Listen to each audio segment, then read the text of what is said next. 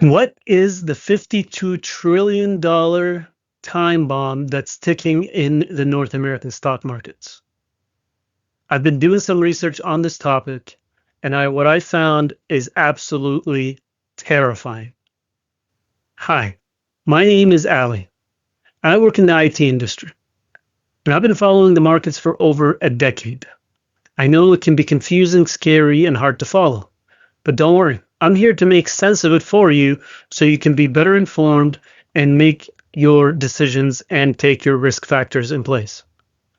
Please subscribe to this channel if you find this information helpful. Now, let's get right into it.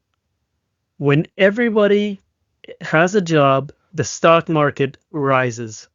And that's because all of us have a 401k if we're in the States or an RSP if we're in Canada, and we're continuously putting money into it without really thinking about what are we investing into, and is our investment based on an underlying asset that this company creates, a product or a service, or we're just zombieing into mutual funds and ETFs and the likes.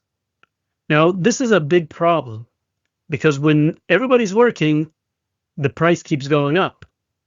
But as soon as we hit some sort of turbulence where unemployment rises, suddenly people aren't going to be passively putting money into those funds and might even pull money out of those funds if they're retiring.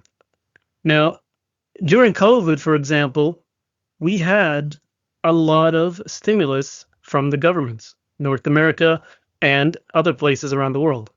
And this created a bubble in the market because people had this additional income and they see those prices going up and they think that because the price is high, that means there has to be value in this stock or ETF or mutual fund. They don't care, or I should say the average person doesn't care to understand what is the underlying asset and how can that benefit them. Now, like I said, if unemployment goes down, it's a problem. People who retired will take money out of the stock market because they want to continue their standard of living. And that's really where things can get really rocky. Right now, the unemployment rate is kind of going steady. And if it reaches 5 or 6%, we're going to start seeing outflows instead of inflows in the market. Now, before we continue, let's look at this chart of cumulative flows to equity funds in the trillions. And as you can see, this is based off a real source from Bank of America. And if you see the passive and the active, it's going in separate directions. That means that more and more people are not thinking about what they're investing in, and instead they're just putting their money in whatever they perceive has value. The market cap for the S&P, for example, right now is 52.5 trillion, and this is the time bomb that I'm talking about. The problem here is you might think, well, this is just the S&P, but what you need to understand is the S&P has the largest 7, it used to be 5, but the largest 7 AI type companies like Nvidia, Microsoft, and the likes, who make up the majority of this 52.5 trillion. And the rest of the stock markets, even ones outside of the S&P, even the Dow Jones and the TSX, people are going to be scared. If something happens to the S&P, those other markets may not crash as much, but they're going to follow. It's like when Bitcoin takes a dip, Ethereum might not fall, but if Bitcoin takes a tumble, Ethereum will follow, maybe not as hard. And you can definitely guarantee that other stocks that are not as big will also tumble, but even harder. So we got to keep that in mind. I want to read you from the article that I was researching from as well, called The Paradox of Passive Investing by Greg Cooper from back in 2017. And let's look at this carefully. The rise of passive investing over the last decade has been remarkable, and the active versus passive investing debate has intensified. The debate tends to focus on how much of the market is passively managed and less so on the capital flows, i.e., who is buying the stock companies and why. Remember, this is what I'm talking about. Why? Nobody is asking the question, why am I buying this?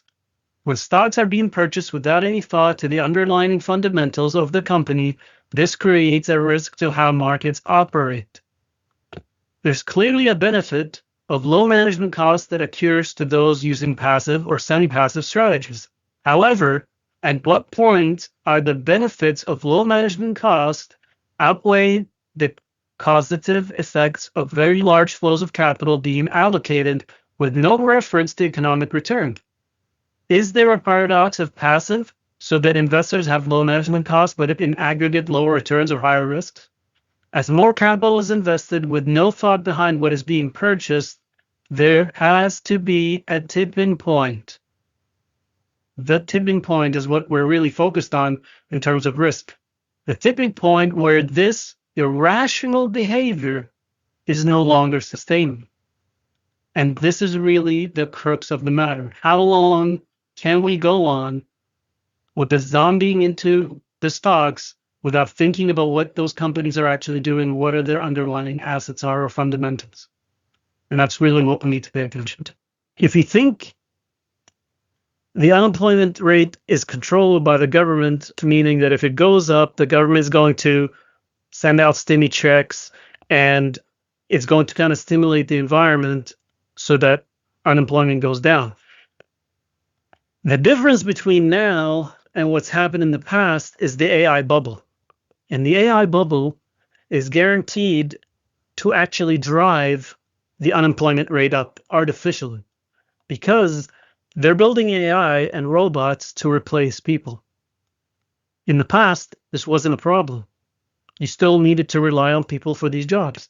Now, we're seeing massive amounts of investment in AI, and the ultimate goal is to replace people.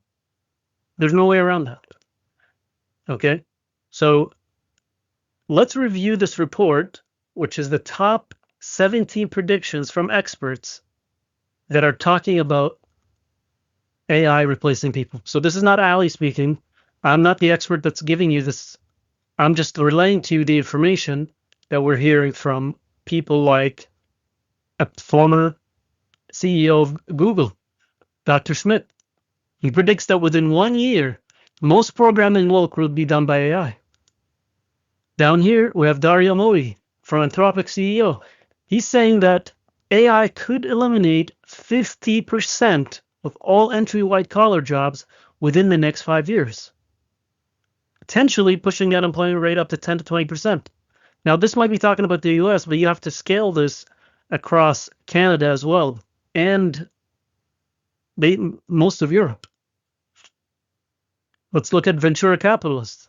Kai Fu, same thing. AI could displace 50% of jobs by 2027, and even a more aggressive timeline. The IMF estimates 300 million full-time jobs globally could be affected by AI-related automation. Goldman Sachs, 2023 said, same thing, 300 million jobs could be lost or degraded due to AI. World Economic Forum, they had a smaller prediction of 83 million jobs and 69 million jobs created by 2027, with a net loss of 14 million jobs. And that's 2% of the global workforce. And this is being very, very generous. So let's keep that in mind. I'm not making a prediction here, okay? I'm just trying to make you aware of the risks that are involved in this market right now. We've never been in a situation like this before. All of these incidents or new types of evolution in our markets and in our industry are corresponding at the same time, and we've never had that cross happen before. Now, let's take a look at one last thing here, another chart, which is the S&P PE ratio. And this is interesting because the S&P PE ratio over the last 5 years has been around 20, a little bit of a dip here, but has been over 20. And when I looked at historical data, and I can't show you the actual graphs because they're behind a paywall. I'm not allowed to do that. So I'm just going to talk about it. Now, if you go back 10 decades or 9 decades, you're going to see that in most decades, all of them, the PE ratio started under 20 and ended under 20. Also, the S&P price started lower and ended higher within that decade. There was only one time that this wasn't true, and that was in the 2000s, where the S&P ratio started over 20, and at the same time, the S&P price started higher and ended lower at the end of the decade.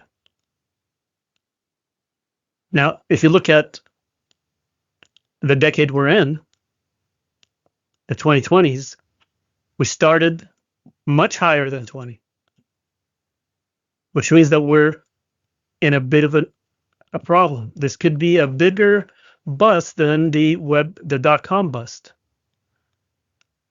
My prediction, obviously, is that the S&P will finish this decade 50% down, and that's being generous. Remember, there are no certainties.